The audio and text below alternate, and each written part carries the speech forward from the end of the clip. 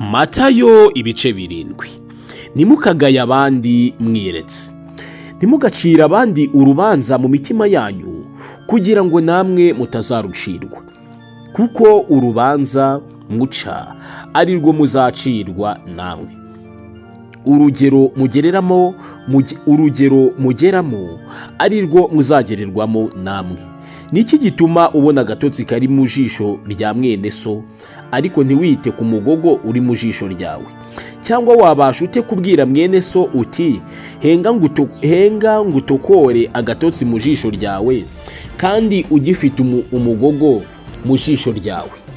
Wandyarya we, banza wikuremo umugogo uri mu ryawe jisho, kuko ari bwo wabona uko utokora agatotsi mu jisho rya mwene so. Ibyejejwe by'Imana ntimukabihe imbwa, kandi n'imaragarita zanyu ntimukazite imbere y'ingurube, kugira ngo zitaziribata maze zikabahindukirana zikabarya.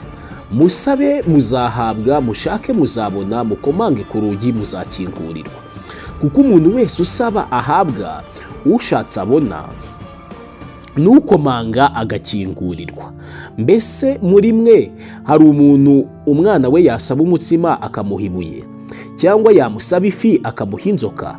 Ko muri babi kandi mukaba muzi guha abana banyu ibyiza, none so wo mu ijuru ntazarushaho guha ibyiza ababimusabye? Nuko ibyo mushaka ko abantu babagirira byose, muba ariko mubagirira namwe, kuko ayo ariyo mategeko n'ibyahanuwe. Irembo rifunganye. Munyure mu irembo rifunganye, kuko irembo ari rigari n'inzira ijyana abantu kurimbuka ari nini, kandi abayinyuramo ni benshi. Ariko irembo rifunganye n'inzira ijya mu bugingo iraruhije, kandi abayinyuramo ni bake. Mwirinde abahanuzi b'ibinyoma, bazaho muri basa n'intama, ariko imbere ari amasega aryana. Muzabamenyera ku mbuto zabo.